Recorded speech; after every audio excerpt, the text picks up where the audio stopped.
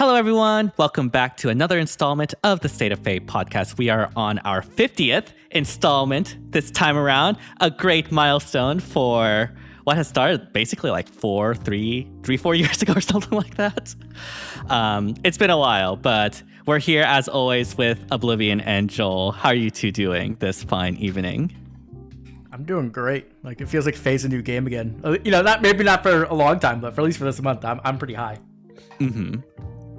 How about you, Joel? I mean, it's a great month to be a Fire Emblem fan in general. Like we got CYL, we've got Fortune's Weave. I mean, this is a good time. I've got so many Fire Emblem videos to watch. I can't ask for more. Yeah, I've been noticing, especially with CYL 10 and a certain skill that has banished a certain demon, let's just say, that a lot of activity around FEH has been rising and has been kind of revitalizing, and it's been honestly really, really good to see as well. Yeah, I mean, for me in particular, like, my interest in the game has definitely died down thanks to Heimdall. So I'm sure we'll talk about that skill later, but like, that unit has essentially been the bane of my existence since she came out. I'm sure it was like the bane of a lot of people's existence. Right. But yeah, it's a new era for FEH, of course, with CYL 10 leading the pack. And I guess to start us off, what are your thoughts on how they executed the CYL 10 units in general? Like, what are your thoughts on them design-wise? And yeah. I guess, like, should we start with the like aesthetics, or should we start with the like actual unit design? Because I think those are two different discussions. We can do Or both. should we start with the 4 dragons with the one with the crossed eyes? Azura, Sigurd, Tsubasa, and Sylvain's off doing his own thing. Yeah. I did not expect that that tweet to get as popular as it did, but I'm glad for it. Free advertisement for me, I guess. I guess we can start with Sylvain. Sylvain, like, aesthetic-wise, I like how he looks a lot. Obviously, it's not like the most crazy design ever. It's not like exactly his time skip. Like, it's a combination of, I think it's his dad's armor and then time skip, which is cool. I'll take it. Mm-hmm. But as a unit, I do think he is like the weakest of the batch. But he is more fun than I originally thought, because I thought he would essentially be like a selfish Sharena. But in reality, he has a lot more versatility and like flexibility in like how he plays, which is really nice. Because unlike Sharena, like, he doesn't have to wait for an ally to go into combat to get his extra action. So it lets him do things like kind of act like a baby duo Robin. Like, he could do a swap, and because he swapped with them, he gives them bonded, which then gives him back the action immediately, which is really fun. It also lets him Canto really aggressively, so you can like do that Canto really aggressively, then get the action back. So it makes it look like you're like, oh, I'm chilling back here with Sylvain not doing anything, and then all of a sudden Sylvain's like 3 spaces up with two range style, like threatening the enemy team. So I do like that a lot. I just think the problem is like he's like missing like one key factor to make him like really good, in my opinion. And like, essentially what I found is like he needs Brave to really get like secure kills effectively, but then he also wants additional movement, right? 2 range style helps a lot, but he really wants Gallop, but if he can get +1 movement, it's enough. So it makes it kind of difficult, because like you can't use the ring slot for both, which means that you have to bring a unit to bring one of those options in, or possibly even both. Which is rough. Like, it doesn't feel the best, especially if like one of those units die that's like giving you the Gallop or the Brave or something like that. But he does spam Frozen really well. He does offer some really nice support. So I do think he's a solid unit. Like, I think if this was a normal banner, we'd be like, hey, yeah, Sylvain's great. But because it's a Brave banner where you have like a little bit more stringent conditions, like, for ranking units. So I think that's kind of where I'm at right now. But I did play with him in SD. I've been playing him with Ether Raids every day since he came out, and I've been having a blast. So I do think he is a fun character. He is. I don't understand why they pull their punches, though. He really is close. And I mean, I said it. If we got the right B skill for him, and I like Union, but if it was a B skill that gave out like Feud, I think suddenly we're talking very differently about this unit. So there's still a possibility he could have an uptick. But you're right. He's not a bad unit at all. Every one of these other units, I see a very clear picture of what they're doing and what they're meant for. And Sylvain is good. Yeah. Like, for me, at least, I think the biggest thing holding him back is the lack of range, if we're going to be completely honest. Because, like, for Brave, there's, like, ways we can get it through, like, Hilda or Groa now. We'll talk about Groa later. Or you could just slap an Erica ring. But for extra movement, especially for, like, you could use Sigurd ring, but ideally you want Gallop, as you said. And it's not easy to get Gallop on units. You're basically restricted to Alphador. Theoretically, you could do it with the Kroms, but it requires like a lot of hoops to go through, essentially. And so really, it's just Alphador that you can easily put Gallop on Sylvain. And unfortunately, like, Sylvain is not the best user of the extra movement. He's not like the hardest hitting nuke out there. You would much rather have Gallop on, say, Brave Harmonic Lyn, for example, and just really abuse Lyn's range like that. So unfortunately, Sylvain for me is in that awkward position where, again, he's just good, but because he's not like the best, he generally doesn't get the Gallop buffs from, say, an Alphador or something like that. And so, at least for me, he's kind of just there, like, doing action economy and spamming Frozen, which is good.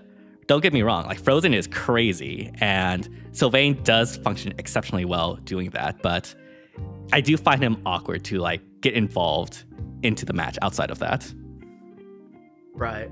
Yeah. I think the problem, too, is, like, he's coming after Tibarn. If he had came before Tibarn, we'd probably be a lot higher on him. Right. But with Tibarn, you're essentially getting similar things with him. You're getting less like action economy, but you're getting a much more powerful unit who can kill a lot more things. He's also much more mobile because he can actually fly, right?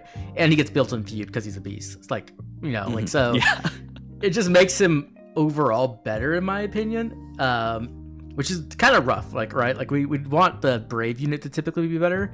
Obviously I love Tibarn, so I don't mind, but I think for other people, right, who are looking for that, I think the other problem is with Sylvain is that they chose to give him the bonded status. Like, he's like a unit who can give that out. Yeah. And bonded is like essentially like a empty bonus that can be filled in with different effects based off what units are on your team.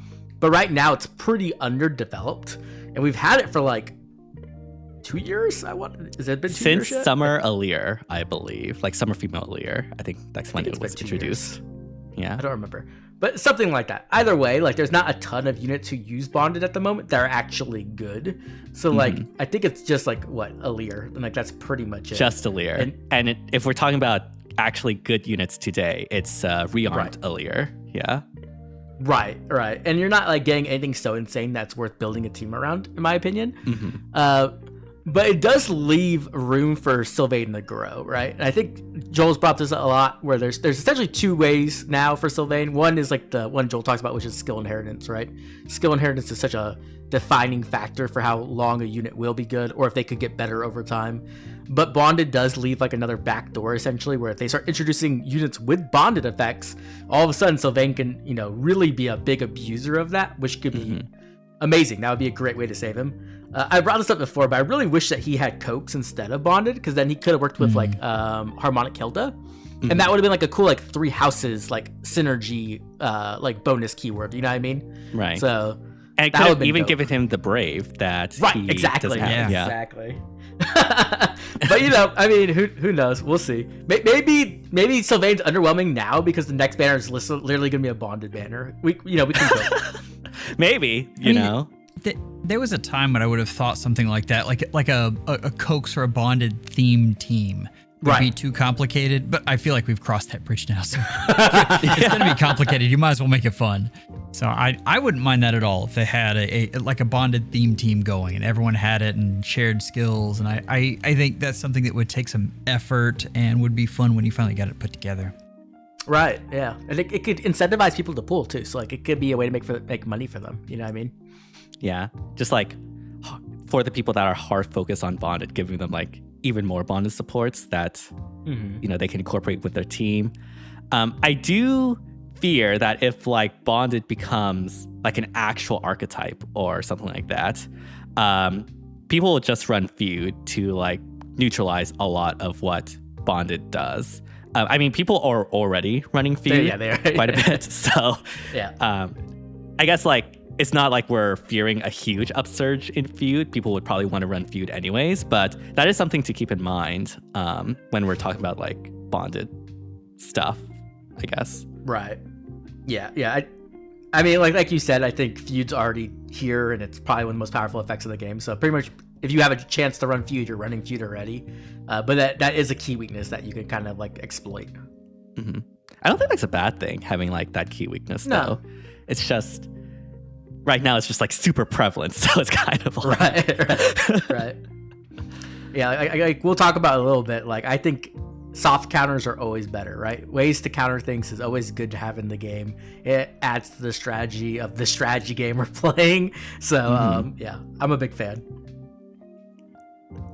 Yeah. Have you experienced Sylvain in Aether Raids, Joel, or I haven't seen him in Aether Raids at all. I mean, I've seen a ton of Tsubasa, but that's a really obvious thing, you know. I mean, the deal is, that's another thing we talk about. Actions right now aren't exactly at the premium that they once were.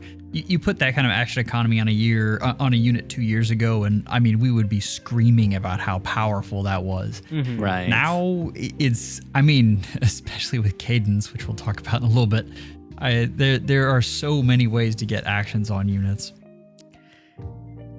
Yeah, the actions are just insanely cheap. And I think you mentioned that in your video. Like, if we like zoom back 5 years ago, we were desperate for actions, like doing heavy blade checks and all that sort of stuff just to proc the Gale Force special. These days, what is a Gale Force special, right? Like, everyone just has too many actions. And a unit helping out with this action surplus, I guess, is like the next Brave unit, like Brave Azura, right? Like, she just continues on this action trains. Is, I think, the first dancer that can dance twice, I think. She gets an extra action after her dance, so I believe that... It depends on how you count it, but... Right. Technically, they do a P&E, but yeah. The distance dance, though, is definitely something new. Yep. Right. Definitely.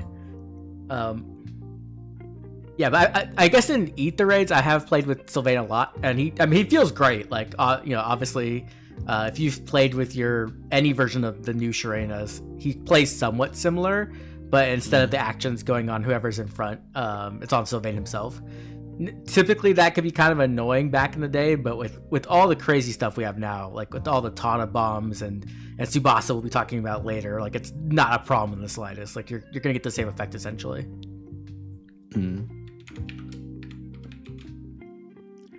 Yeah, unfortunately, I haven't really experienced Sylvain that much outside of Summer's duels, and even then, I didn't even use that team in practice. So, yeah, for me, it's like compared to like Azura, Sigurd, and Tsubasa, who clearly brings something like very unique and very in your face, I guess. Like, unfortunately, like Tsubasa gets sort of the short end of the stick for me. Like, I'm not as interested compared to like the others. You mean Sylvain? Sylvain, yeah, that's what I meant. Sorry. Yeah, you're good. But yeah, we talked a bit about Azura. Honestly, I think I underestimated how powerful the amount of actions she can like actually grant. Because I was like playing this SD practice match against like an Azura, and I like took down 2 of the enemy team, so they basically only had 3 units left, and only 1 like actual carry unit. And just using the perform and the dance and the distance dance, like they basically came all the way back and defeated me with that 1 carry. Like, I actually underestimated how like powerful loading all of those actions on a single dancer can actually be. But yeah, she's something. Oh, she's great. I mean, she's a fantastic unit. I used her in SD a lot. I haven't really played with her in Ether raids yet, but the ability to store actions on units is such a crazy good effect because it's not like Elgard Ring, right? We've had Elgard Ring, which is kind of similar, but the difference is you have to go into combat. Not having to go into combat is like essentially getting to play with Brave Felix on anybody, right? It feels so good. Like it feels ridiculously good. And it really opens up an avenue for really smart play and like really tricky play as well. Because there's a lot of things you just won't see and you won't think about and consider. Maybe in the future we will when we get more used to it. But at the moment, like there's so many little cool, tricky things you can do. In my Summer Duels team, I was actually giving the perform bonus to Crom and then duplicating it onto Sigurd. Now you don't get the double perform because like it cleanses itself, but it allows you to have flexibility of whoever needs to perform at that time can use it. And because you get the canto between, that's the big thing too. Because like we've had Emblem Sigurd before, right? And the problem with Emblem Sigurd was that he'd run in, AOE, kill something, and then he would just get stuck there and die, right? So being able to have that once again on anybody, but with the canto like Valentine's Dimitri, is such a game changer. It's just an insane effect. Like I said, I think Azura is like the unit that really shows you how good a player can be with like thinking through strategies and like execution of how exactly they do things. And I think she's such a safe pick too. Like looking at this, I could see different things happening to each of those. I don't think anyone's going to regret pulling for Azura. I mean, she's a great unit in her own right. I don't see any way that she gets bad. Right. Yeah, like the one potential like way Azura could potentially like diminish would be if somehow we go back to when Byleth Ring got released and dancers are all of a sudden bad again. But I don't see that happening that much with Azura because she does have something unique, right? Like the perform, the range dance. Now, IS could always print out another dancer with all those things. I would put it past them. They could print out another Azura, and I wouldn't be surprised in the slightest. They've done that so much. Like we could get literally like Halloween Azura, and she's exactly Brave Azura, but she also gives out reflex or something. Right? Like that. Yeah. And that was something PM1 mentioned in his review of this whole thing. It just followed me.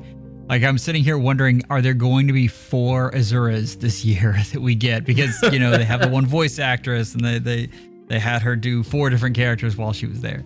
Like, oh, don't do that, please. I mean, typically these popular characters get alts within 6 months, right? I know.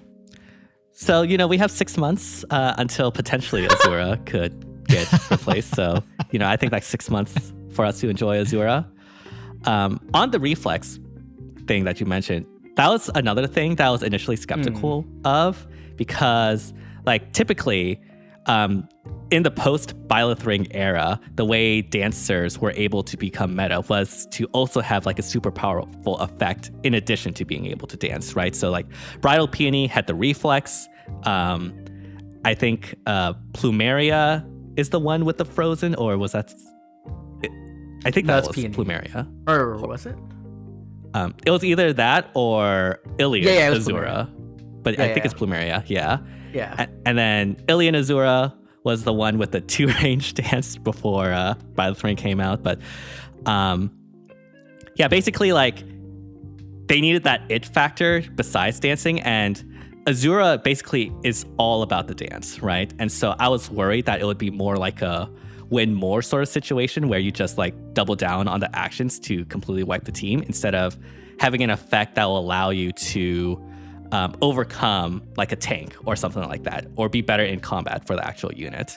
In practice though, especially in this SDS where we have Enterprising Season that basically allows you to blow away tanks anyways, the extra actions that Azura has is also really good and can allow you to recover from a really bad situation, as I mentioned before when I did my practice against an Azura.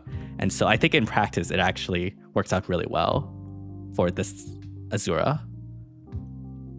Just make sure you don't, if 2 of your units have perform, you don't accidentally move the wrong one first. Not that I have done that at all. Just saying, I have a friend who did that, and that's Right, friend. watch out for that one. Asking for a friend, right? Yeah. I do think that is something to be concerned about with Azura, because I think Azura's actual support is not very good, right? Like, it's very okay. She is a flyer, so if you have the fodder, you can make her better, like especially like the C slot, I would say. Or A slot you keep, but I'm not super excited about +4 to all stats. Like, it's not bad, but like I'm not like writing home about it, you know what I mean? Yeah. The problem, like her actual innate support, outside the dancing and like the amazing performance, stuff like that. But like the Draconic Hex is like, I'm not super high on it. I think I've seen a lot of people talk about how good it is, and it can be a nice stat swing, but like it's not my favorite. And obviously weapon triangle advantage is essentially what it is also not the best. 20% attack, it can help. On some units, it's a lot better, like the units who are like using boosted damage or like the effective damage, stuff like that, right? Comets. Right. But I'm not super high on it. I think some of the other dancers do have better support, like you mentioned, like Frozen or Reflex, or like Feud. If they gave Feud out, that would be crazy. So I think that is like an avenue where a future Azura ult could kind of like kick Brave Azura to the curb, right? But I do think the power of Brave Azura is completely in the skill level of how you can use her, and I think she does have a really high floor as well, meaning even if you aren't like very good at Fae, like just having a double dance is pretty strong. Yeah. The other thing they've started doing, and I'm curious how much they explore this, because this will also help her out, is the dancer-specific skills. I like the allure, speed defense allure. I think it's the only one we have. I think that's neat, and I seeing that more, and if they expand on that, then I think that could be very good for her. And she has the right stat line for it, because they've been doing debuffs off of res right now. She does have the high res. Right. I don't remember I'm gonna be honest, I don't really remember what that does. Shackles and Sabotage. Okay, yeah, that's pretty good. It's not bad. I don't know who that was on though. My problem is like I don't have a lot of fodder at the moment. I've been like trying not to spend any money on this game other than Fae Pass, so I just don't have the fodder. But if you do, I mean, obviously that's a great skill you can pass along. That's on Bridal Peony, and I mean, okay, you're not gonna go out and summon Bridal Peony just to get that skill, but it's more the idea of what's coming. So right. If they expand on that, I think that's a good deal. Yeah, I mean, they have been giving us more and more specific dancer skills, right? Like Azura herself comes with okay, to be honest, I don't know exactly what the skill is for, but I guess for older dancers it could be useful, but it's not like crazy anything. What was it called? Oh my gosh. I have no idea. If Faepedia would load, that'd be great. Rhythm Session. Right, Rhythm Session. That's what it was. Okay. Yeah, I'm not entirely... I expected that dancer skill to be a lot more supportive than specifically for the offenses of the dancer. I think that would have been a lot more useful, but I guess for dancers that can also like nuke, I guess that could be helpful for those folks, but hopefully we get more... Are you saying that an Omni +4 in 3 rows, 3 columns isn't support? I mean, that is next level right there. You go back to the days of Gatekeeper, and that was amazing. Oh my gosh. Go back to the days of OG Corrin. Yes. Or OG Brave Lucina, where like +2 to all stats and special acceleration was all you need. Hey, make sure to get that ally support, because that'll bump your stats up even more. Yeah, Fae has definitely changed since those days, let's just say. Speaking of changes, I think for the other 2 Brave units, I think the biggest new addition that we've seen, the new mechanic, I guess so to speak. Generally, I think in these CYL units, they take the opportunity to bring in new mechanics, right? Like Brave Robin brought in the ice and stuff like that. And so here we have Cadenza, which Basically gives you more actions. That seems to be the theme of this banner.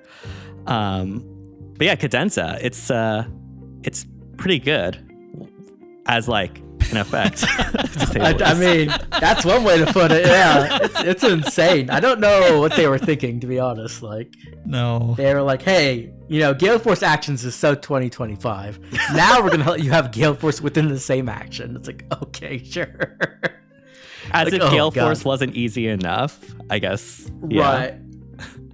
Oh my gosh. It's just insane. Honestly, it's like absolutely insane, and I'm afraid they're gonna put it on more units, so that way, like it's only a matter of time, right? There's no way we don't get more cadenza units. I'd be surprised if we don't at least get like 2 more this year. Probably like on a duo or harmonic or something like that, or maybe an emblem. But like, it's just such an insane effect, just going in and just clearing out, 2 or 3 units, depending on what game mode you're on, or like it's so strong. If you haven't yet, go check out like some of the replays with Tsubasa on SD. Oh my God, you can just wipe out the entire enemy team before they have a chance to do literally anything. And Ether Raids was already a joke, but like it's even more now. Yeah.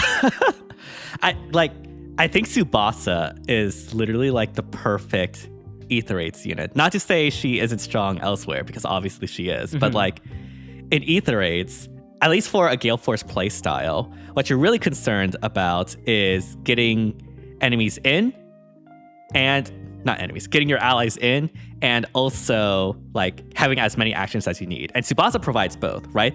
Tsubasa provides the young Tana warping that has already been terrorizing Ether Raids, but now she also gives pass to the people warping in. So you don't even have to worry about like the grass or barricade or any of the other anti-warp skills we've had. They just go in. And obviously she has the cadenza to give you even more actions. So like, again, she's basically the perfect Gale Force unit for Ether Raids, which is, I didn't think would be possible after like young Tana or something, but here we are. Right, I know, right? Oh my gosh. And I was a little worried about her because what I'm used to with young Tana is I'll actually go in and make that first hit with her, and most of the time she gets the kill. Like you can buff her up to hit very hard, and I didn't see that going that way with Tsubasa, and it turns out she doesn't need it. Right. So you throw Makai Ring on her, and just everyone swarms around, and the other team just dies painfully. Yeah. One thing that she has above Tsubasa in terms of activating that warping is that, I mean, compared to like young Tana, is that Tsubasa doesn't need to enter combat or do an assist. She can literally just move in, and like that's it. That's all she needs to do, and then the warping happens. And so, yeah, they even made her more flexible in terms of activating that warping. So yeah, they really went all out with the Tsubasa. And that's not even getting into her impact in Summer's duels. I don't know if y'all have seen the replays, but Dudu is now Tsubasa's best friend after Heimroller died. You just like support Tsubasa with Dudu, like drag back Dudu, and then move in Tsubasa to the range, and then all the nukes just like get cadenza, and then the enemy just dies. And it's even better if you have Legendary Leon, because with Legendary Leon you can attack twice, bypass saves thanks to his anti-save, and then you can also end action of at least 1 unit as well. Sometimes 2 if you like play it right, but I think consistently it's 1, so you can basically get rid of 3 units on the enemy team, and that's basically enough for a win, essentially. Oh yeah. If you've, I don't know. Every time I play that match or that team in SD this weekend, like it just felt like an instant win. Like it didn't feel fair. You know what I mean? Like it was like, everything's dead except for 1 of your units, or maybe 2 of your units, and like, okay, you killed Leon. Now what? Like you're literally have no more actions you can even take. Right. Like I think the only counters to that right now is anti-save to bypass to do. So that would be units like Leon. I think it's only Leon actually that has the save bypass. You can do Elise, but it's typically too slow. Yeah, that's too slow. Yeah. Or like have your own cadenza unit, like just bring in Sigurd and then kill Dedue and then kill Tsubasa, and then that solves that, I guess. Yeah, and you can build Dedue in such a way that he survives Sigurd pretty much like 90% of the time. At least I've been able to build mine. Mine's like +1, but you know, it is an investment. Yeah, definitely. Have you seen Tsubasa in your defense replays yet? Have people caught on, or is it still on the down low? I haven't seen her. I have been using her on every match that I do. So you're the one creating the defense replays. I see. Yep. Yes. That would be me. Okay, so this is an interesting topic, though, because I had a talk with Infantry Pulse, because I, of course, was like, oh my god, defense is dead. This is just it. And he had something interesting to say. He said that he didn't think so, because essentially the problem has always been you have to build a team that, tanks whatever the nukes are going to be. That hasn't changed. Like, even if you look back at Tana, the whole goal was to build a bulky enough saves to where you can withstand whatever wave hits you. And so Tsubasa is still that, but just more. I am curious to talk to him after playing with her, because it does seem... I'm not going to say, like, he is right, but the ease of use is so much higher. It is so much easier to get different units in there, and it's so much easier to move about the map and find weak spots in the opposing team. So, but I don't think he's wrong. Like, I think Tsubasa is a win more. Although, I mean, Winmore downplays what she does. I was about to say, that sounds crazy to me. I don't know that any team that you could... there were so many teams you could beat with Tana. Like, it was very, very easy to take one of those teams and just demolish people. This is more of that. That is true, yeah. Like, defense was already in, like, a really, really bad state with young Tana teams. And... like, Tsubasa herself does give the extra actions, but doesn't really increase the nuking power of the nukes going in, really, in at least a meaningful way. And so it really, as you said, does depend on how tanky the meta is. Like, if we go to a state where it's mainly a tank meta and it's really hard for units to, like, take out other units, even with the cadenza, then... like, Tsubasa is not as strong as, say, if we're in a nuke meta, and, it's very consistent that nukes just one-shots other units. And so that is an interesting observation. And his point was that they couldn't do more harm than they did with Legendary Elise. Like, that was basically every fire season, it's just roulette, Defense roulette. Are you going to get an Elise replay? If you do, okay, you lost. Yeah. I don't know if we will get another unit like Elise that just, like, completely destroys ether raids. Like, makes I hope not. Will we ever get a blessable Elise? Like, I don't know. I mean, I wouldn't be surprised. But yeah. I think what you say is true in regards to, like, ether rates, but at least when it comes to Summer's duels, I think because, like, the cadenza actions happen within the, like, one action, similar to, like, Kanto and stuff, like, even if, like, say we get more and more tanky, the cadenza could still be very valuable there, just due to the mechanics of how it works. Because honestly, when using cadenza in the Summer's duels that I've been doing, both practice and in the run, there's often a pattern where, like, even if you don't get the initial kill, you can still, like, warp in and then use a cadenza off of an enemy that allows you to still survive, and then use the cadenza to then hit, like, either farther back or potentially, like, kill the original unit after, like, your penalty gets cleansed. And so there's, like, more layers to that there, I think in SD compared to ether raids. Right. I've been watching the craziness you guys have been going through. Part of it's really fun, though. I mean, it's a new toy, and I think it does have creative play to it. I'm curious what they do next, because I do think they they need to do a little bit of balancing there.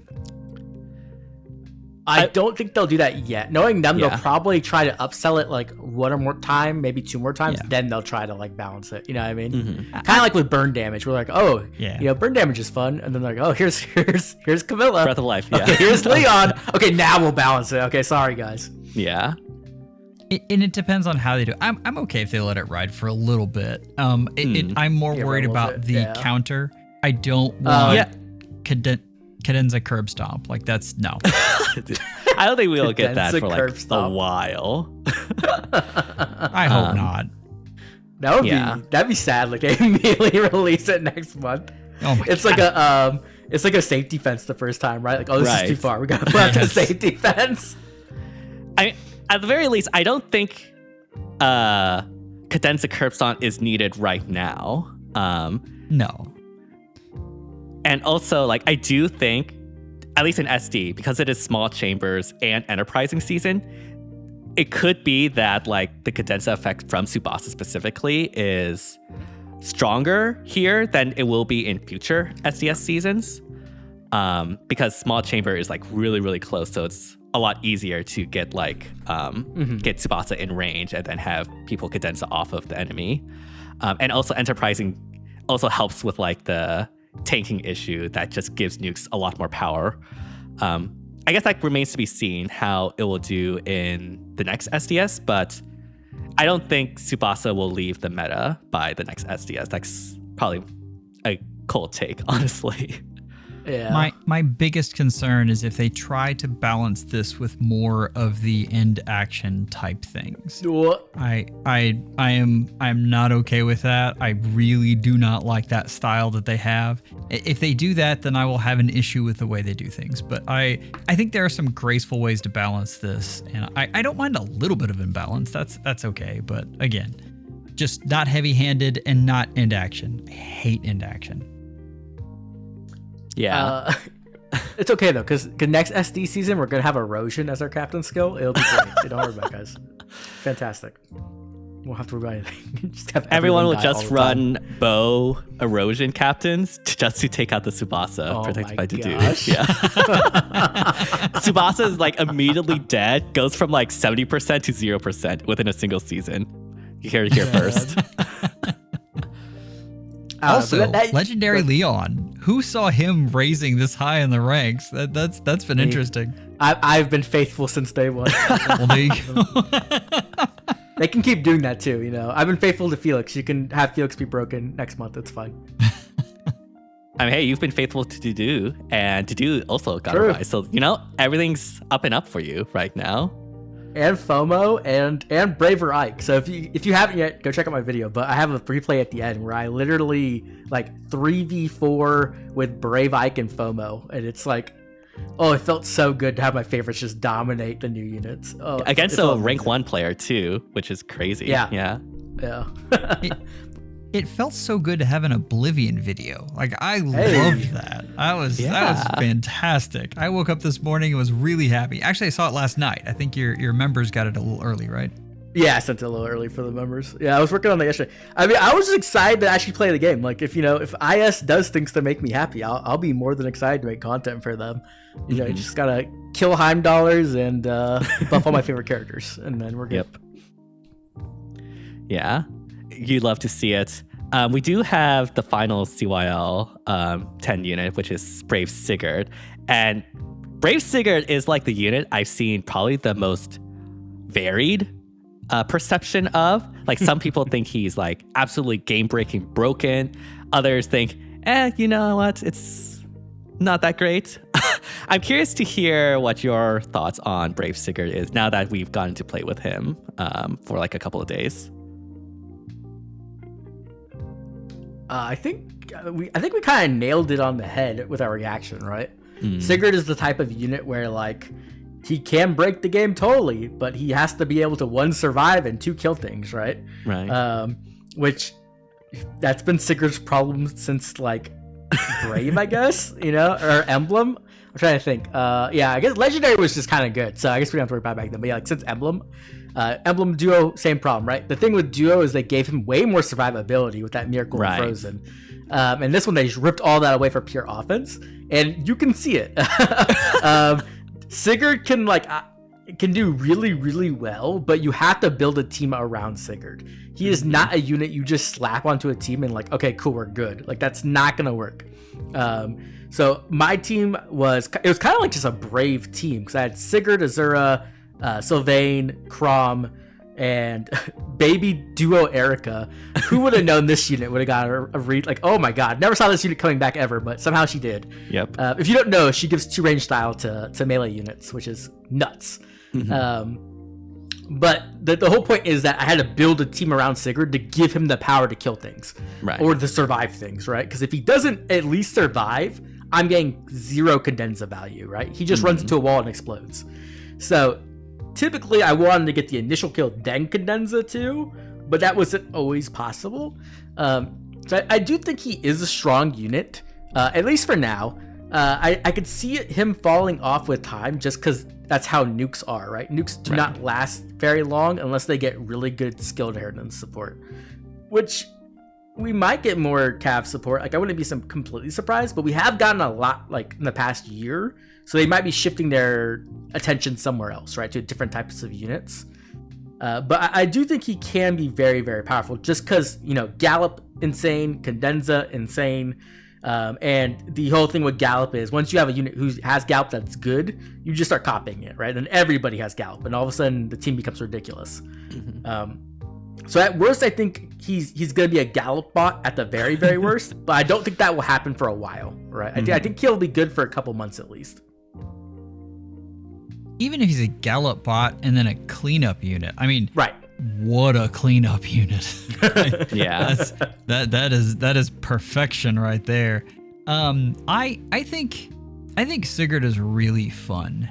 And this was something, this was actually something that Medeos turned me on to, but he is an excellent unit for like new players. I think he is so good for that. Like, this is a unit where you can take on, you know, low-level competitive and all of your PvE dreams and just demolish things with this cavalry that goes in and smacks things 3 times in a row and then runs away. That's a lot of fun, and I think it helps out newer players quite a bit. So I really like him for that. In the meantime, you guys, we've all seen this unit. We have seen this unit so many times. This is a Feast or Famine unit. We are going to have the diehards who are going to have the unbelievable, you know, spam showcase clears and the folks who realize that that spam showcase did happen, but then there were also 5 matches that you lost right before. and you know, there's nothing wrong with that. I mean, this is a really fun unit, and I'm all for it. Yeah, he's definitely really, really fun. I will say though, I mean, maybe this is not a surprise coming from me, who's like apparently the Sigurd hater of the batch. All my Sigurds have failed me in Fae. But I really believe this Sigurd, at least at the current moment, again, there could be skills that buff him later, but he really is like an enterprise / Crom merchant, essentially. As you're talking about Oblivion, you really do need to make a team around him to allow him to nuke the current threats. And right now, he does have a huge buff already in terms of enterprising as the captain skill in Summer's Duels. So we're like, if enterprising goes away, will he still have the stats needed to be able to survive things? I do think him losing the miracle is like, I honestly don't understand that design. Maybe it's a weird way of IS to try to balance this Sigurd, but I'm pretty sure all the Sigurds, or I know Seliph has miracle, so I thought like that would be Sigurd's new thing, right? Like he would just have miracle, but I guess not. So that's interesting. But yeah, I do think, as you said, it's Feast or Famine. Right now, he does have the ability to make it work, but I do wonder how hard his survivability will still be in like a month or 2 from now.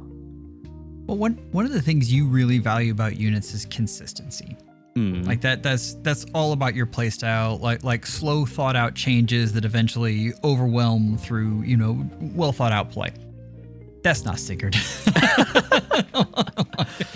Like charge, what's that? There's a wall of fire. That's okay. I'm gonna take all of the little flames on. That's Sigurd in a nutshell.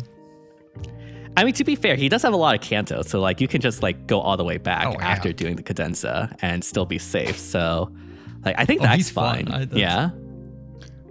I think like we were saying that we're still like he's the Gallop bot, which means essentially you have Alphador, you have this Sigurd, and then you have whoever actually kills things on the team, right? Be that be your Braver Lin or whoever else. Braver Lin goes in, kills the tank that's stopping Sigurd from killing things, and then Sigurd kills things, right? So I think he has at least that room to be pretty good there. Unlike, let's say, okay, people don't get mad at me, but Alphonse, right? I'm sorry, Alphonse is like the biggest fraud ever. He literally is just a Gallop bot. He does nothing else. He's so bad. Yep. So like having a unit who can actually clean up and kill things is a big upgrade in my opinion. Yeah. Honestly, in regards to like chosen Alphonse or whatever, I really should have just ditched his perf weapon and went with Hexblade sword so I could have wins. You should have. Yeah. I realized that after my run. I was like, wait a minute.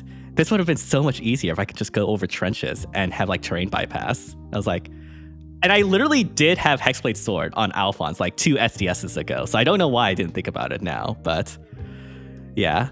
I mean, I guess worst comes to worst if Sigurd also like does not cut it as a nuke anymore, you could just run Hexblade sword on him as well.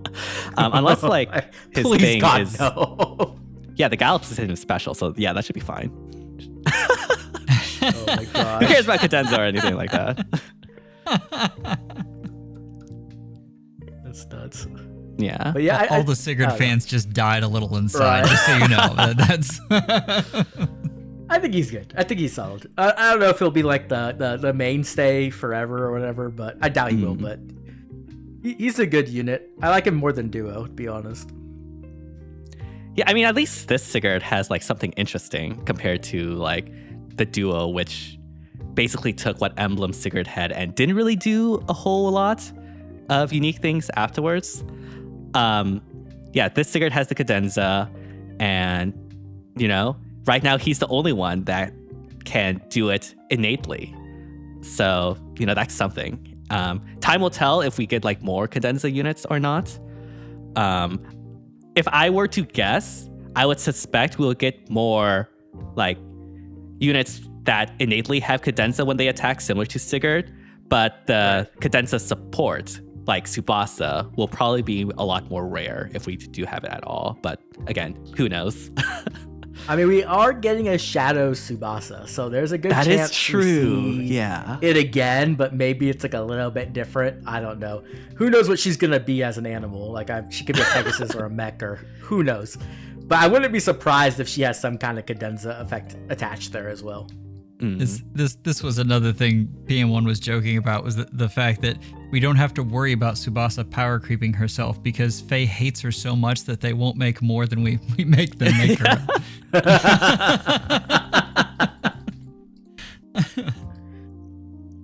I guess the only way we can like get more TMS content is to literally vote it in and force IS's hand. I guess that's the lesson here. TMS sweep over Fortune's Weave this year. That's the way to work, right? That would be wild if that actually happened, but yeah. Highly doubt it, but maybe. Maybe. But yeah, I think that's all the CYL 10 units. I guess to bring this to a close, first of all, of the 4 that we have right now, which CYL unit is your favorite by whatever metric you want to use?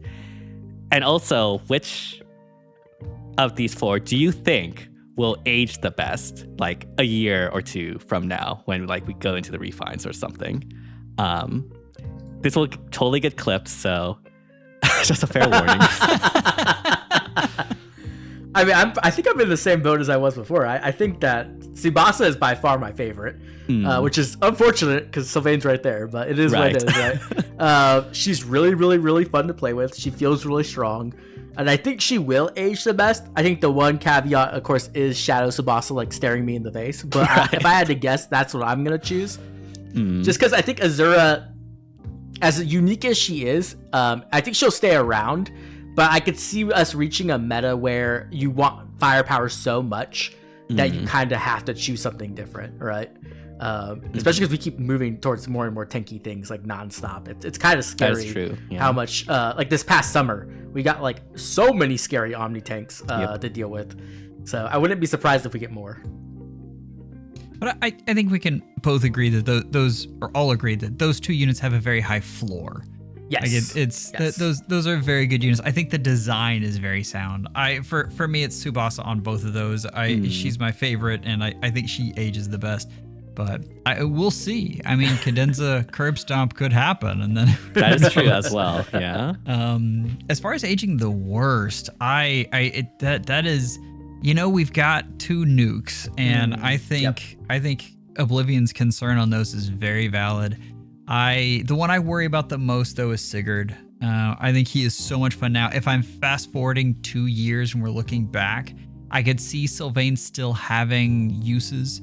Whereas Sigurd is just the same way you guys are talking about Alphonse, you may be talking about Sigurd. Now that 2 years, I mean that's a long time in Fey life, so keep that in mind. But that's the one that I would worry about the most is Sigurd. I mean, if Sigurd lasts even 1 year, I'll be pretty impressed because Alphonse didn't even last a week, so that's pretty good. Oh man, remember when like everyone thought Brave Alphonse was like the best unit of CYL? Yes, I do remember that. The great tout meta is surely coming, guys. Definitely. I mean, it did come. It was just like 2 years too late. 2 years late. Oh, don't worry. His refine will be good. Trust. Yeah, as for me, I think we'll go 3-on-3, honestly, when it comes to Tsubasa. I do really like Tsubasa design-wise. I think she's super, super fun. And I do think, of course, pending future Cadenza supports that may come in and just be better than our current Tsubasa. Like, that is a possibility that could just push Tsubasa out. But if I had to guess, I think Tsubasa would probably age the best. Again, pending Cadenza Curb Stomp or Shadows Tsubasa or something like that. But we'll see. We'll see. They could also make Cadenza into a bonus, which I'm a bit afraid of because once they do that, it opens up the floodgates, to be honest. That lets you like do Alpha Door stuff, Crom stuff, and it gets real wild real fast. So if I see that happening, I could see that being a situation where Brave Tsubasa falls off just because there's a more accessible version of Cadenza. Right. But it's not just Cadenza, though. That's the thing. That's true. The Cadenza plus the warping plus the pass. There's a lot of pieces there that are really nice. Speaking of which, next month we're getting the Legendary Alencia remix and refine. I swear to God, if that remix skill does not have pass and crazy warping, I'm going to be so livid. Because that was her thing, and they stole it from her and gave it to everyone else. And now, Tsubasa has like the best version ever. So, Legendary Alencia better get something. I'm just saying. Well, I guess we'll have to wait and see on that. Like, I mean, it's only like a week or two until we find out. So, yeah. Literally. But yeah, we'll have to wait and see for about a year. For the CYL units. I know for CYL 9, I was way off. I did not think Ichthynir would be as relevant as he is right now, but it happens. We just get a huge... He's still pretty good. Yeah. He's not bad. He's still pretty good. I think the funniest thing is we all thought Brave Baldur was going to be so good because we were in a Black Knight meta, like actually, you know what I mean? And she was built to kill Black Knight, and then she didn't. And we were like, okay. Yeah. It's kind of crazy. We win some, we lose some. That's how it is. Yeah, speculating in the future is always precarious, I guess. I will bring up the skill inheritance situation with Boulder, though. Good Lord. I mean, it's kind of crazy that she couldn't kill him reliably on release, because like you could just give Marthring to Black Knight, and all of a sudden he started surviving again. I'm just like, I'm happy because, you know, I don't want Black Knight to die to Baldur, but at the same time, I'm like, dang, that's a crazy turn of events. Yeah. I mean, a lot of the so-called counters often, like, don't actually go to snuff. Like, remember Fogado, the totally real anti-dual Fjorm counter? Like, that didn't do anything. Or the 100 things they made to counter Hector, right? Right. I think we have to go back further than that to Brave Ike and the skill that was supposed to counter Reinhardt, but took away his ability to have distant counter. That was just dumb. I think anyone who read the skill was like, wait, what? But like, yeah, that was the dumbest thing ever. Yeah. Don't worry, they fixed it eventually. Or base Sigurd. They're like, base Sigurd can tank Reinhardt. He's a red sword with no resistance. That was before my time. I remember that. That was like 6 months in, yeah. Dang. That's kind of crazy. Thankfully, I think IS has learned its lesson, at least when it comes to countering Heimdallr, because oh boy, did they counter Heimdallr to the point where she doesn't exist anymore. Yeah, Foresight Nyx is our savior. Like, Heimdallr is actually so dead. I don't see her in the data in like the top 30 or anything. It's been great, honestly. Oh yeah, I'm a massive fan. I mean, I literally said that I would pool on any banner if it had a counter for Heimdallr, and I did. Mm-hmm. I absolutely did. Luckily, the banner was actually good, so it doesn't hurt me that much. But yeah, that skill's so good. I love it. Just like I said, I typically hate hard counters because I think hard counters are kind of stupid. Like, they take away the strategy element. It's more like rock, paper, scissors instead of like a consideration of how you build your teams. But in this situation, like, she's had too good for too long, right? She came out like what, October last year or something? It's been like 10 months, like, of just Heimdallr meta every single place you go.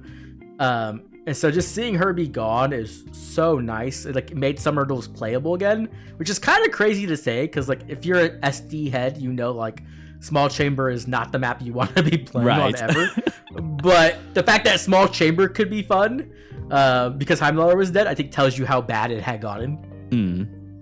Yeah, and I think my favorite thing about Foresight Nyx is not just like a Heimdallr counter. Like, it's actually like a pretty good skill for the A, right? So like, you're not wasting a slot to it, and also like the way it applies to Foresight Nyx is really, really flexible. You just need to like assist or something, and you have it basically on your entire team. And while that can be a little bit slow in practice, especially in Summer's duels, where I think Heimdallr has really ran rampant, generally you want to do at least one assist to, you know, get your main nuke into range. And so in most situations, it's like totally fine. But yeah, I'm actually really, really pleasantly surprised on how they implemented Foresight Nyx. Yeah. I mean, it was long overdue, right? like so long overdue. So I'm glad to see it. And the fact that it's on, you know, Crom. I didn't get Robin, so I don't know how good Robin actually is. I have no idea. I haven't even seen anyone use Robin, I don't think, now that I think about it. She was not very good on paper. So she was okay on paper. But one of those units where I have better, so why am I summoning for this? I see. There are some niche uses of Robin that I've seen people use, but I think in general, she is generally like a fodder unit, right? Like, obviously she has the attack speed version of the Foresight Nyx, and also is a flyer, so can have a lot of those good support skills to pass on. Again, though, like, there are niche use cases where her like one damage thing can be like pretty good support for if you have like the unit and team around it. So yeah, but I don't think it's going to be meta or anything like that. Right. And then we got, I think Crom's obviously the star of the banner, but we also got Marth and Lucina, who is essentially a second Sakura, which is kind of nuts to even think about. Because like, it's like, I don't know, like Sakura was such a insane unit on release, and she has just steadily stayed good, you know what I mean? Yeah, like she was at the top of that for a very long time, and she kind of like fell off a little bit, but not really. It's more like just like people didn't really want to use that strategy right at the top.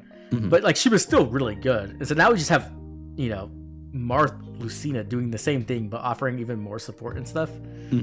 I don't know, like that unit. I really wanted to pull that unit, but the banner hated me, so I didn't get to really test them. But what I've seen of them, they seem pretty good.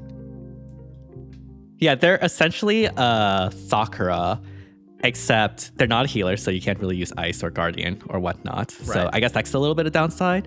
And also, they can't get around Kanto control as well as, or like at all compared to Sakura, because Sakura's salvage like has like the anti-counter control clause, whereas Marth's warping just depends on Fire Emblem, I think.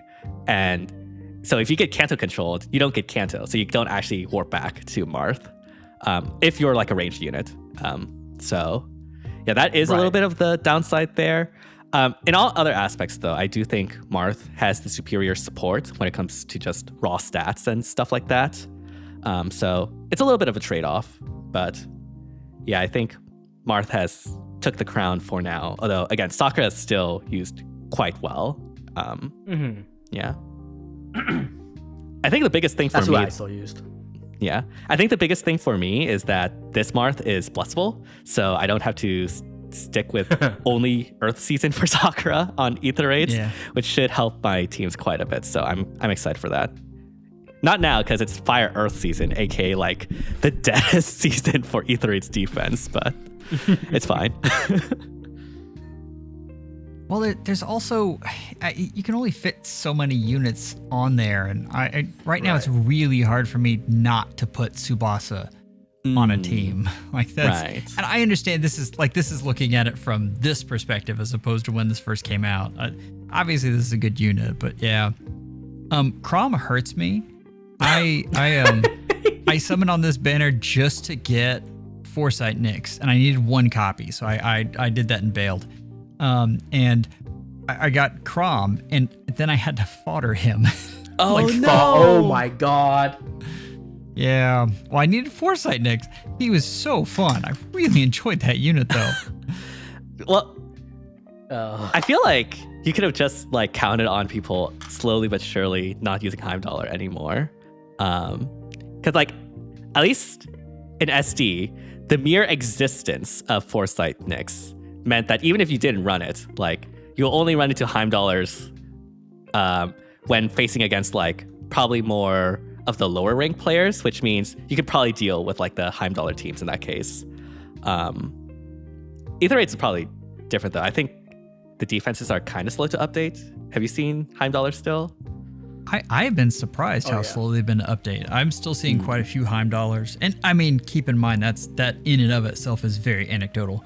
But I would have thought that they would have just vanished off the face of the planet, much like Katria did. And I have not seen that happen. Yeah, I've seen a lot of Heimdallrs. To be fair, though, I haven't updated my defense in 9 months, so... That is true. I haven't updated my defense either. I can't really complain to anyone else. We are the problem. I was actually thinking about I was like, I should probably update this. I was looking at it literally today. I'm like, oh man, that's so much work. Yeah, that's how it is. I think I still have Heimdallrs on both of my defenses.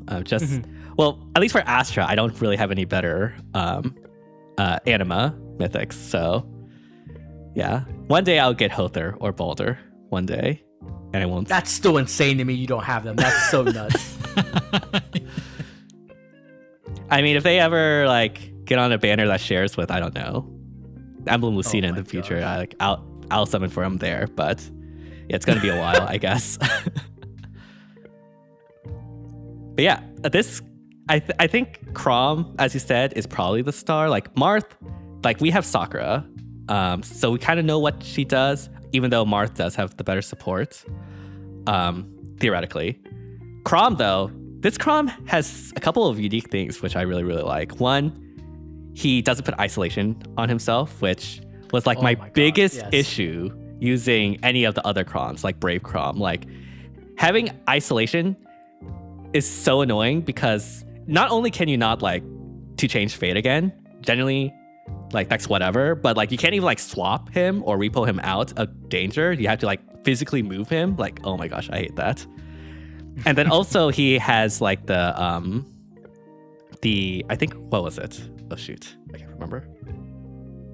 There was one He has other the thing. canto between actions. Yeah, the canto, right. The Yeah. canto after the 2 change fate, which is actually so crazy, honestly, and so flexible.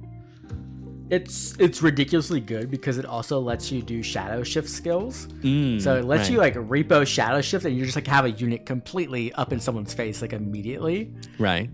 Like you said, the lack of isolation though is like a game changer. It makes Crom feel good because like I think one of the complaints you've heard a few people say is like, oh, Crom feels like Crom is a great unit, but like he's kind of stiff. You know what I mean? Because you have to use a reposition, and then he Yeah. put isolation on himself.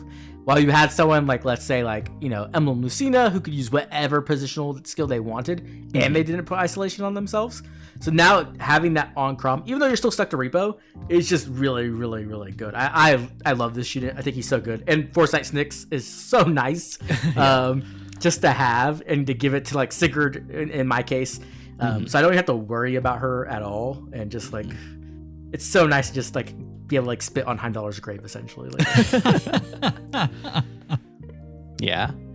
I remember when we were like watching that Faye channel and we saw like the little icon, we were like just celebrating. yep. Yeah. I mean, Crom, we know how Crom works, but he is just a huge boost to whoever he repos. And especially, we were talking about this with Brave Sigurd, but Brave Sigurd especially like really benefits from this Hot Springs Crom. And so they're like the perfect synergy. I guess in the same way Tsubasa and Dudu are like the perfect synergy. Definitely. Yeah. I mean, Crom and Sigurd have been together for a very long time. That I mean, is I guess true, it was Crom yeah. and Sella for a while, but yeah. Right. For a very long time they've been together, and it's a good duo. I guess we also talk about Sheeta too. I mean, Sheeta was a really good demote, right? Like I didn't get her, Yeah. but I've seen a little bit of her, and she's pretty impressive. I heard. Oh, sorry. They've been doing a really good job with the demotes. Yes. I've been really happy with that. If we've got to give them credit for something, I think that is something that we should give them their flowers on. I have loved the demote energy that they've been putting out. Yeah, like Bridal Air being as good as she is. Like a lot of the times, sorry, young Claude literally being the Yeah. star of that banner compared to the 5-star.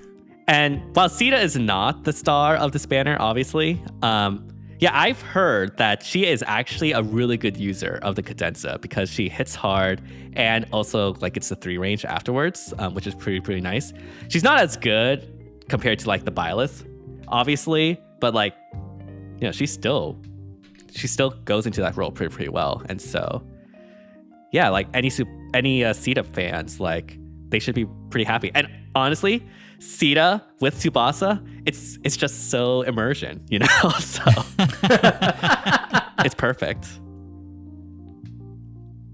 But yeah.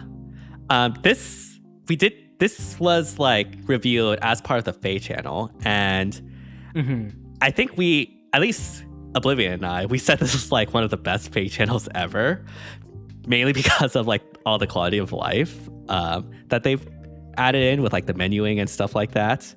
But there also was like a lot of, I guess, let's just say discussion or pushback due to, one, adding florets into Fae Pass, and 2, swapping out the season where there's the version bonus in Arena to have the ticket be one for the seasonal 4-star specials. I guess like now that it's like 2 or 3 weeks since that Fae channel, like did that perspective of yours when you initially saw it shifted, or did it remain the same? Like, what are your overall thoughts on that? I feel exactly the same. I was beyond blindsided by the fact that people were mad about this kind of stuff. It just didn't make sense to me, and it still kind of doesn't, just because merging through arena tickets is like not realistic by any means. If you're like actually trying to target even like 2 or 3 units, it's unrealistic in my opinion. I made the comment that I had never gotten a base Ike ever since the tickets came out, and then literally after I said that, I got a base Ike because, you know, IS wanted to kick me in the nuts. But my point is, for the most part, you don't merge like on purpose through arena tickets. Right. And so getting seasonal tickets to me was an upgrade because it's a chance of getting units I don't already have, or just rarer units in particular, right? Like I could get a lot of those base units through like 4-star special rates, but I really can't get special units through 4-star special rates because the way they did it is so stupid. It's like 4-star special heroes special rate or whatever. You have to like pull on old seasonal banners to even get so bad. It's terrible. So to me, this was just a win in every way. I know a lot of people don't see it that way. They see the chance, see the losing of a 0.001 of getting the character you want, and that's a negative to them. I guess I get that, but like to me, it's just not. I don't know. That to me, that's not a negative, right? That's right. To me, it's positive, and like it's definitely not enough to tear down that FEH channel where they did so much good quality of life, in my opinion, especially the menuing. I know Cheese Wizard was laughing at us because we got so excited about menus, but more than half the game is in FEH is menuing. Right. So like having an actual competent menu is such a big deal, in my opinion. And it really just showed that they cared, that they were actually doing things that we had asked for, even if it's super late and not perfect, because it's been such a long dead period, like years of dead period of them doing nothing. Right. Seeing them actually do something, like I don't know, to me that was just such a good sign. That menu thing was the highlight of it for me. I got so excited when I saw that. I have no idea why they did it the other way ever. Like it made no sense that I always went into the skill sets and I would change my skill set just so that I could get the proper emblem rings. Or the proper ring on there. I don't know. The problem is, I think for competitive players it was very good. I think for casual players it was just kind of a kick in the nuts. I said this, I thought it was a bit of a roller coaster, but the Ascendant florets, this is something that folks have really been wanting, and there was a big push to have those, in the shop, the summoning shop for Celestial Stones, which I think would have been fantastic to put it there. It's paywalled. It really doesn't make that big of a difference, so it's just fine to have it there. But I know that people really wanted to see that as some sort of asset that they could earn up, and they didn't. So I think that was already not great. I think the tickets is just a missed opportunity. I think they could have put that seasonal ticket on a different game mode. Sure. And I think that would have been a slam dunk. And again, we've said this a million times before. Those old units are not breaking the game. Like you're likely not even making money off of those. In fact, you probably make more because someone tries to get them on tickets, and the pool at this point is so bloated that they don't. So then they've got it in their head that they want it, and they go and summon.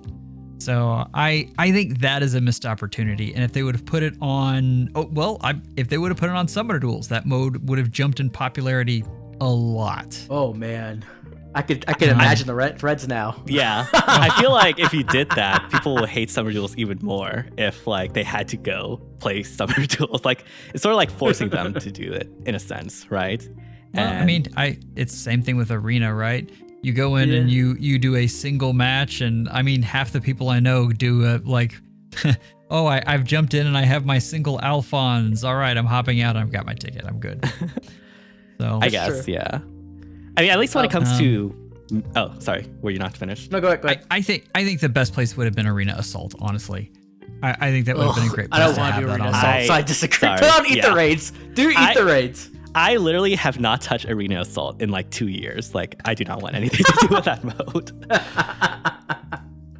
But yeah, at least when it comes to me, I think I'm with Oblivion here. Like, I just see this as full positives, honestly, right? Like, you get to potentially get free units on more units, not just of the main pool, but also on seasonal pools already. Just judging by like the seasonal tickets that we've gotten for free, like I've gotten like dual Chroms, I've gotten dual Thors, I've gotten like actually pretty exciting units from this pool, just randomly.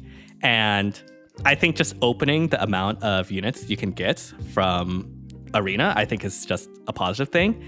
again, the only downside to this is like losing that 0.001% chance of potentially plus 10ing through tickets. But like, it's not like, you know, the old tickets are going away. You can still summon on the old arena banner, I guess, like of the main pool. It just won't be as often.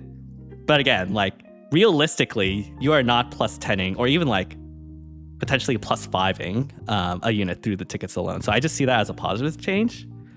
And when it comes to like the florets, like I understand we, you know, want resources to be available to like FTP players.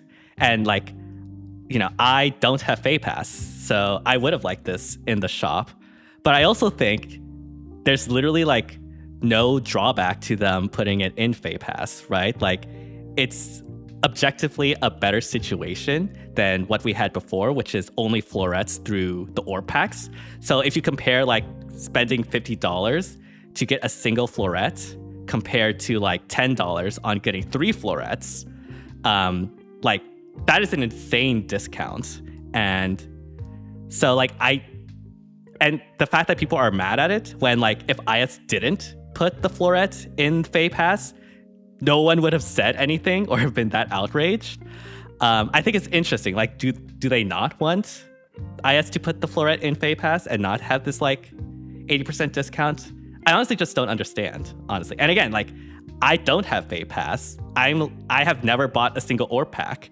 And so like as an F2 player, yes, I would like to have the Celestial Stones and not the florets in the Celestial Stone shop. But again, like there's no downside to them putting it into FEH Pass. So yeah, I guess like that's my view of it. And also, my it probably thing doesn't is- hurt that I have 14 florets in the inventory currently. Yeah, so. you are a hoarder. Yeah, that's true. You know, You're a people should have massive just hoarder. hoarded. You know, that solves all life problems. Oh my gosh. My thing, okay, this is how I see it, right? Like, when it comes to florets, right, they're trying to advertise to people who don't have FEH Pass. They're trying to make money off of selling FEH Pass, and the way they're doing that is through florets, right? So it makes no sense that they would make the change of giving out free florets on the same FEH channel they're trying to sell them, right? It's like inviting someone to go to a cake shop to buy cakes, and then when they get there, you give them a cake for free. Well, guess what? Most people don't want 2 cakes, right? That's just not, I mean, there's going to be fat people who love and get like 5 cakes, but those are the people already buying FEH Pass. So like, you know, like that's the whales. They're already getting the FEH Pass, right? That's not the people you're marketing to. You're trying to get the people who don't pay for FEH Pass, right? That's literally what your target audience is that you're aiming for. So I think like it's possible that we still get the florets later in the Celestial Stone shop, and for sure we'll still get our free ones we get every year, right? We get like 1 or 2 a year for free. Mm-hmm. So like to me, it just doesn't make sense if you think about it from a business perspective or from like the developer perspective. You're just hurting your chances of making sales, which is the whole point of you adding this improvement to FEH Pass. That's the whole reason why they're doing this, right? It's not just to make people happy. It's because they want to get people on FEH Pass again, and obviously their subscription numbers have gone down. Right. So like, I just don't understand the outrage. To me, it's just like people want to see this situation be like immediately addressed, but it's not going to be immediately addressed when they're trying to sell it to you. Now, maybe they fix it later, or maybe they don't. But either way, you'll still get your free options eventually. And the truth is, in the Celestial Stone shop, it resets like what, twice a year, maybe at the most. Yeah. So like you're going from 2 florets a year to 4, maybe, right? Mm-hmm. So like, I mean, yes, that is something that would be nice. But getting a 90% discount or 80% discount on FEH Pass or on florets is just like such a good thing just to do. You know what I mean? Like, I don't know. And I didn't see this outrage about florets 2 years ago when they stopped printing attuned hero or ascended heroes, right? Mm-hmm. Like, it's been 2 years since we've gotten an ascended hero. Like, if you wanted to be mad about it, you had 2 years to be mad about it. And almost no one was mad about it ever. So except for maybe me, because I was yelling that they should put in FEH Pass, which they did. So I don't know. It just seems like misguided anger to me, and like it's like people just want things the way they want them, and they're not thinking about it from a business perspective in the slightest. I think maybe if you change that just a little bit and say misplaced anger. I think ever since the GHB, ever since the Tempest Trial unit change, folks have been really, really down on the game and what it's giving you. And so this is a thing. And as you've both, and DTM, that was such a good point, that before the only way we're getting these were from packs, and now there's a discount. Yeah. So that's a great point there. But I think this more has stacked up from all of the other things that have happened with, Tempest Trials units, and we're getting a lot of the same characters now. And yeah. I think that's where this is coming from. Is this really supposed to be on florets? No, that's an overreaction to the floret itself. But if you look at the bigger picture, I think that's more the state of things that people are angry with. Yeah, I think that's fair. I think that, if you're angry with Faye, I completely understand, because I'm still there to an extent, but I was even more there before Crom came out and killed Time Dollar. So I completely understand that perspective. I just think, when it comes to being angry, you need to calm yourself down after a while and look at why you're really angry, right? And understand things. Right. I know that most people don't think that way. Most people are very just emotional and just ride the emotion and don't think about logically, but I think you won't get any positive changes if you attack them when they make a positive change, right? Right. You have to be supportive when they make positive changes, and then be, demanding when they make bad changes, like they did with the Tempest Trial units. Right. Yeah. We have to actually be angry at the right things to actually make progress. Because if IS see this pushback to making florets go from $50 to essentially $3 if you want to spread it off of 3 florets, there's not an incentive for IS to make things cheaper ever again, essentially, if they're going to have this much anger, or to put things into Fae Pass again. So we have to actually be angry at the correct things if we want to see the change we want in Fae. And yeah, that's all there is to it. Yeah, that's literally when they stopped making Tempest Trial units, I haven't bought an Or Pass or pack since. I still buy Fae Pass. I'm not gonna I still do that because I'm gonna be real. Playing without Fae Pass would be miserable. Sorry. Dang, there's why so you much hurt me quality like of life that, locked Oblivion? behind that. I'm just being real. You know what I mean? But I haven't bought any War Packs. The Spark alone is amazing. Spark 2. Yeah, the Spark would have been great for me yesterday, but it's fine. Yeah. But for me, right? I'm known as a whale. I spent a lot of money on this game, and so for me, they've lost quite a bit of money this year from me not giving them money. So hopefully. Did that send a message? Probably not, but if enough people do it, it will collectively send a message. Mm-hmm. And so I want to send a message, hey, you took out Tempest Trial units, you're not getting money from me anymore. Okay, you did something good with Fae Pass? Okay, here's, I'm going to give you a little bit of praise. I'm still not going to give you money, but I'll give you a shout out, that's something. Yeah. But, yeah. Again, at the end of the day, we have to be again, angry at the right things. Although, again, IS has been doing a lot more, I guess, praiseworthy actions, right? With the quality of life, killing Heimdallr. And honestly, the reception to CYL 10 has been really, really good from what I can tell. For me, I was completely uninterested in CYL 10. And same. Once it got released with the actual units, I'm on the CYL hype train, I guess, for CYL 10. I just loved what they did with CYL 10, besides Sylvain, but that's that. Damn. I'm sorry, but he is by far the least interesting unit to me, at least. But sure, it's fine. If we really want to talk about them doing Sylvain dirty, can we talk about how much Faye was insulting him the entire time? And they named his C-slot Philanderer. Holy! It makes me think that the people who wrote Faye, did the Faye section, didn't play Blue Lions and didn't do a single thing for Sylvain in any of his supports, because they don't understand that character in the slightest. No, do you see? They did do research on Sylvain, but the research they did was just checking out the Twitter threads about him. So. Yeah, I guess so. Jeez. Man, they don't like Sylvain. That's nice. Well, it happens. It is what it is. Yeah. Sorry, Sylvain. You're the greatest dancer for speedruns. I'll have to say that. There were other banners on this since the last time we talked. We had Emblem Leif, who was like the final mainline emblem, not counting, I guess, Alir. I'll be real. Right.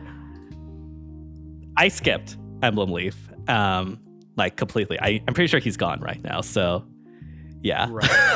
I just have not seen any impressive thing about Leif since his banner came out. Have you? I've been using him in Ether raids because he's a bonus unit, and he does fine. Like, he kills stuff, and he, like, he's not a bad unit. He's just not a great unit. And I think his ring is probably the worst ring we've gotten. Probably. I was trying to be nice. Okay, Joel. You have to understand. Yes, the Judge Roll fans are honest, honestly. Well, I don't care about the... If it's going to make Judge Roll fans mad, then I'll say, like, yeah, it's the worst ring ever. Like, someone was asking me why I didn't have him on my top 5 worst. He's not a top 5 worst unit. Like, he's just fine as a unit. That ring, though, that is... I don't understand why they limited it to enemy face only. Yes, I know. It would have been, like, maybe not, like, crazy strong, but it would have been good to have it on the player face as well. Like, I could think of a couple of pretty good builds with that, but no, it's just enemy phase only. And so it's thematic to his engage play, right? It's bad though. Oh, it's bad. Oh, I'm not arguing that. It is bad. I've had this argument already, and I'm always on the side of they should have made it dual phase. And the comeback is, well, in engage, this is the way it was. So engage is a bad game. Okay, so it's fine. Like, no, it's not. Make something good. It's a great game. I will not have any engage slander on my podcast. Hold on. We can all agree on one thing. Leif was a terrible emblem, so okay, he was. I mean, I guess that is gameplay story immersion. I guess he was terrible in engage. He was terrible in Fey. It's synergy. My other problem is, like, they made it so that his A slot, which is pretty good, like, it requires, like, weapon triangle, so, like, you don't get it in player phase, which makes it so much more difficult for him to kill things. It's like, oh my god, what? Yeah, he nerfs himself. I don't get it, like, because, like, a weapon triangle ring wouldn't have been broken. It would have been like solid. You know what I mean? Like, solid, I get 20% attack. Cool. It also helps with, like, arch rival like procs. Cool. Like, that's good. But it still wouldn't be like a top tier ring. Like, it's not surpassing, like, Erica or Corrin or something like that, or like Byleth's ring. You know what I mean? So, like, I just don't understand why they gimped it so hard. Honestly, I don't understand it either. Like, the only thing I can think of is that either A, they actually did want to make it similar to Engage where he's the worst emblem, or maybe the mechanic that Engage had also was pretty bad in Fey as well, like the weapon triangle thing. Like, apparently enemy face only. Or this is like the last of the emblems and he's a male unit, and so they didn't really pay that much attention to his design. I think that's it. I think they were like, hey, we don't have time. Like, just throw Leif out there. We're working on Emblem Camilla. It's more important. Yep. Emblem Camilla. That'll give you unlimited warping with terrain coming soon. Oh my gosh. Imagine that. Imagine if it literally just is past or like terrain warping like young Camilla, but on a ring. Like, I'm kind of down for that. Honestly, kind of as well. Like Camilla's warping is at a point where it's not as powerful anymore. So, like, I'd be down, honestly. Like Heavenly Soar on a ring. Oh, yes. The problem with that is it just power creeps Celica ring like 100%. Yeah. So they probably have to change it somehow to make it not like 100% better than Celica's. They'll make it on enemy phase only. Enemy phase only warping. You heard it here first. What if you had a emblem ring that warped enemies into you and they had to attack, so you could like pull support stones too? That could be sick, actually, if they like did a taunt ring. Yeah. Taunt ring. Oh man, make it the Hector ring. That'd be cool. Yeah. Man. Poor Leif, though. Poor Leif. Yeah. Well, at least we have all the emblems, barring Alir. So, and Edelgard for some reason, but we all know the reason. Yeah. Only we don't know the reason because they didn't make it 3 rings. They made it 1. So I'm still surprised about that. They might do it later, but I don't know because to be honest, we haven't gotten Duo Dimitri or Claude yet. Now, obviously, we're gonna get the Duo Dimitri from the Brave, but it's kind of crazy to me because you think that a Duo Dimitri and Claude would sell better than like 90% of the other random characters who have gotten harmonics or duos. We've seen them do this before. They're like saving it for a rainy day. I guess so. I guess, yeah. I mean, people were wanting like a Marth Lucina harmonic for the longest time, and only now it just happened. So, you know. But we do have 3 Marth. This is our 3rd duo Marth, to be fair. Yeah. That is true. Where's this treatment for Lucina, IS? Like, come on. Oh my gosh. Stop. But yeah, who knows? Maybe like in the future, like Leaf Ring could like be present on some like super cracked niche build that actually like destroys the meta one day. I guess we'll wait and see on that. You can use it on the dude for the Brave, the Fallen Male Byleth matchup, and that kind of helps. But that's about all I've seen. Okay. I mean, I guess that's something, you know? It's something. Yeah, I don't know. We do have one final banner since the last time we talked, which is the Engage banner, which only has one new Engage unit, that being Jade, which I think I've only seen KCB use to great effect, apparently. But yeah, we also had Groa here. We talked about Groa a little bit with the Cokes. We have rearmed female Alir, which is actually pretty good as like a support. I was actually surprised that people actually used her, even when it was like secret maneuver season in the last SDS. And of course, we have the most important addition, which is the Sami accessory. Literally, hey, you just summon for Sami. I don't make the rules. Sorry. I would like to clear something up here. Yeah. I did not in my video say that Jade was better than Sylvain. Wait, what? That was not a thing that happened. Wait, where did that come from? I did show a video where Sylvain couldn't beat Jade, but I never said oh my that god, Jade was better than Sylvain. I've seen the quote bandied about. Dang. That's wild. So, okay, there. I feel better now. All right, glad we can clear up that misconception, I guess. Even if it's the truth. Never mind, just don't Oh say. my gosh. So I really only have the 2 Alirs. Male Alir, I think, was like good as like a tank for that one season. If he basically functions like a modern day legendary male Alir, where like you want to like get people close to him, so he gets all the support and the miracle, and then yeah, he is super tanky there. The one downside is that you do have to have everyone close, which is kind of hard these days. We have saves are not in the greatest position, so it's a lot harder to ball it up, at least when it comes to like SD. So it can be a bit more tricky than in the heydays of legendary male Alir. And then for female Alir, even without bondage, she has like probably one of the biggest stat swing supports in the game, like an effective plus 16 to all stats, which is really, really nice actually. And now that it's not secret maneuver season, bonded with the unpierceable DR is also really good as well. I did not pull in this banner, but I've seen them a little bit. But every time I see them, they just die. So I haven't really got the best experience. I think the unit that stood out to me the most was Groa, probably. She seems really strong. Well, but before we get into her, this is definitely an aesthetics banner. Like, I mean, the Sami's great. And I don't know if you've seen the memes with people giving Arcane Khalid blog to their units. It's huge. And giving that to like your older units is just spectacular. Like it's really a lot of fun. So I can't complain on that front. I think both units were pretty good fodder too. So if you were like re-equipping your sword units, I think you were really happy with rearmed Alir. Yeah, definitely. When was the last arcane sword that we've had? I can't remember. What's her name from Judge Rule? Machuya? Yeah. I think that was Oh it. yeah. Wait, how long ago was that? Oh my gosh.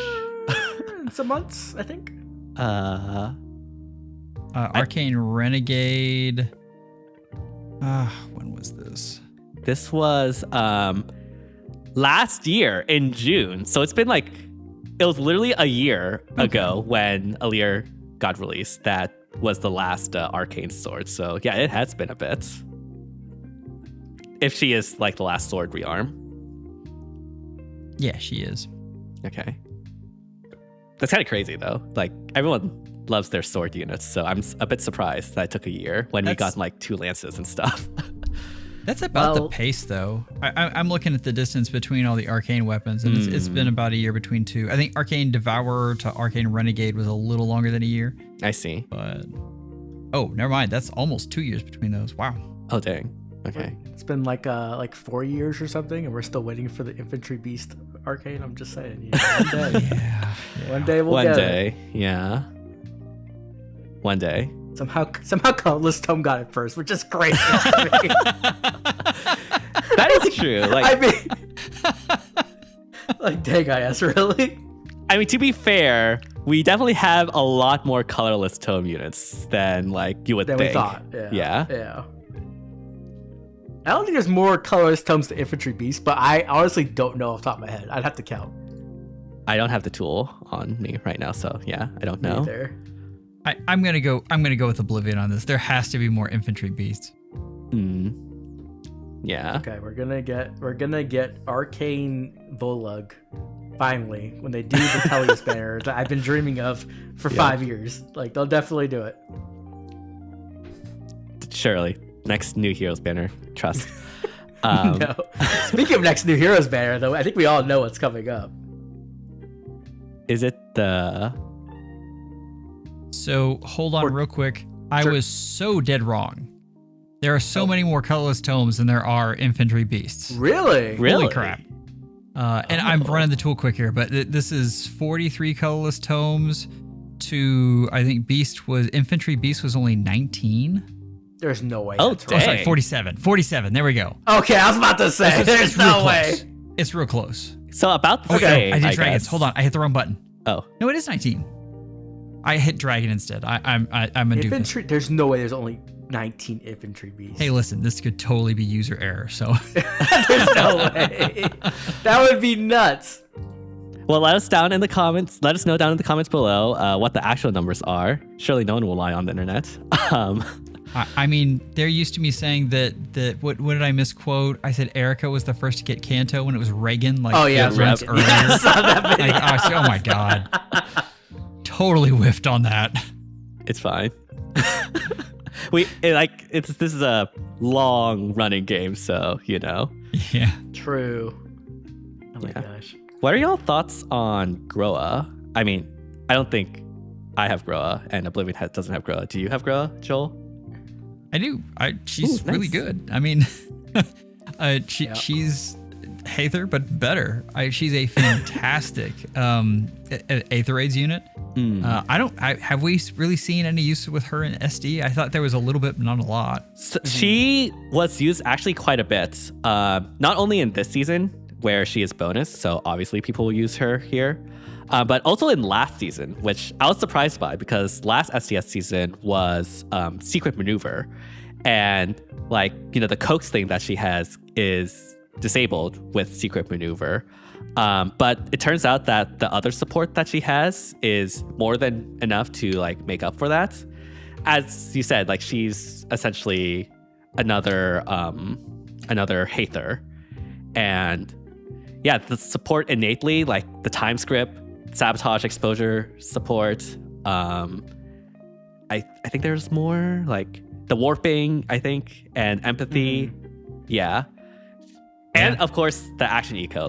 Her action eco is really, really good. And so it's that combination of things that makes her usable even in an anti-coax meta of SDS. So she's Haether with better support, hits harder, and has the same action eco. I mean, and has pass, built in. Right. That's fantastic. I mean, this is really hard to argue. I was using her on my Tana teams. Oh. As I think you and Oblivion both predicted that folks would start using her just in the 7th slot or 6th slot rather. Right. Just because she was so good. That came to be. I mean, I definitely used her there. She was fantastic in that spot. I don't really need the pass anymore since I'm just using Tsubasa all over the place. But I mean, excellent unit. I think this is more of in that vein where this is a really nice upgrade, but I don't think this changes anything about the game itself. So if you are picking a unit to merge up for your Mythic, then this is it. But as D-Team is very fond of saying, most of the time our Mythics choose us, we don't choose them. Yep. And especially nowadays, like I feel like a lot of people already have like their +10 offense Mythics. So for new offense Mythics like Groa, it's kind of really hard to justify +10ing them to, especially given how easy 8th rate's offense is. Especially now with Cadenza. So yeah. Yeah, a little bit unfortunate, but yeah, Groa herself as a unit is really good. The circumstances around 8th rates is just a little bit unfortunate, but yeah, it is what it is, I guess. Yeah, if you're starting from a blank slate, she is the light mythic that you're building around. Right. Yeah. But yeah, I think the only thing we have left is the refines. Although I don't think this batch of refines was particularly that interesting. Not gonna lie. I don't think there's anything there, to be honest. Yeah, like, it's pretty bad. We do have a big patch coming up though, yes. So that's something we'll be discussing next podcast, which is the CYL patch with 2 remixes as well, which is going to be fantastic. Hopefully, Please let good dev do this one. Yes, please make female Robin just like Niffle but better, please. I need that. I need that timeline right now. Oh my gosh. Niffle stole female Brave Robin's job. It's so sad, like actually.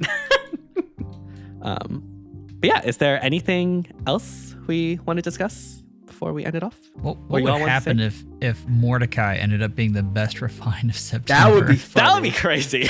That would be. What I don't even know what he actually does. I don't know, but that'd be funny. I'd be down for that. He was really tanky for his time. Like that was. Yeah. But the problem is he can't get an arcane weapon because he's an infantry. Don't worry. The new heroes banner that we will have will surely have an arcane beast infantry weapon. Surely. Totally. 100% not coping. Yeah. I think other than that, the only thing, this is the final podcast before Fortune's Weave. We're all very excited for this, obviously. We don't have a guarantee it's going to show up in Fae, the next new heroes banner, but I mean, there is a chance for that, which is going to be interesting as well. I think the only thing I'm really interested in talking about, because obviously I think we're going to get, the popular characters, probably the Lords, and then Eshmel or something like that. Yeah. But there is a chance we get introduced a new mechanic like Blaze Arts, right? So if you don't know, Blaze Arts are these unique abilities they have in Fortune's Weave, mostly for just the main Lords, I believe. There might be another character or two who has them. But if they could introduce those into Fae, that would be kind of crazy. Or they might just implement that into styles. I don't know. Mm-hmm. But I think that is something to be on the lookout for, right? Yeah. If I had to guess... go ahead. If I had to guess, I think Blaze Arts would be implemented as styles, since that's essentially what styles are, if you really think about it. Just an additional action that is different from your normal combat. So if I had to guess, they'll just reuse that code, and just use styles. So yeah. I think it would be fun to have something that really powerful as a style, but also had a downside. The whole mirroring the whole it eats your soul. So right. So it eats your health, maybe? Is this how we get Fury back? Just through styles? Bro, please. How have we not gotten that? I don't know. Keep complaining until the day it happens. Yep. Okay, so we've got 2 banners before Fortune's Weave hits. Is this next one going to be Leaf, or is it going to be some Fortune's Weave love here? I assume we're getting Fortune's Weave next New Heroes. I assume but so like, as well. Yeah. I mean, I'm really hoping they don't botch it in Fae like they did with the Engage like stuff. Right. I really hope they're like promoting it as much as possible. Give us something for free. Give Fortune's Weave players something for free. I don't know, whatever it is, but I'm hoping we get to see some really cool Fortune's Weave designs in Fae. There's no way they don't promote it in Fae. I've been pleased with every bit of promotion that they've had. Like they've been really actually doing a release cycle here, as opposed to what we've seen with Engage and God help us, Shadows. Oh jeez, that game. Shadows. Oh, Shadows. I mean, it lasted longer than I thought it would, so I guess that's something. But yeah, back to Fortune's Weave. Yeah, I would expect them to promote in Fae. And it seems like there are signs that will happen with this upcoming New Heroes and something like that. So, yeah, I guess we'll have to wait and see once we get to September. But yeah, that should be the podcast of this time around. Do you have any final thoughts before we end it off? We're in a fun time of Fae. I guess a great time. CYL is always fun. The refines for CYL is always fun. And while typically I'd say like the end of fall gets kind of boring, I think we do have like a kind of crazy lineup coming up. Mm-hmm. So, save your orbs so that you can have whatever characters coming out. But I'm having a blast, at least for right now. Well, we got the Shadows Cup is what they're going to try to bring in to kind of boost. Because there's always a down, like I call it the CYL hangover. After September, things really drop off. I think they're going to try to boost that up with the Shadow Cup. Yeah, probably. Either that or they'll just ride the Fortune Weave hype to boost that as well. That's a possibility. That would be cool. Yeah. But it's fine. They'll just get more Elgards and then just live off of Satachi's wallet for like 3 months. Thank you, Satachi, for funding the game. We wouldn't be here without you. We appreciate you. But yeah, that should be the podcast. Thank you too, as always, for joining. Exciting times for Fae. And for the future of Fae as well, which we really, really love. And yeah, let us know down in the comments what you're most excited about in the past month and what you're most excited about in the future. And yeah, hope you all have an amazing rest of the day and see you all next time. Bye, everyone. Bye.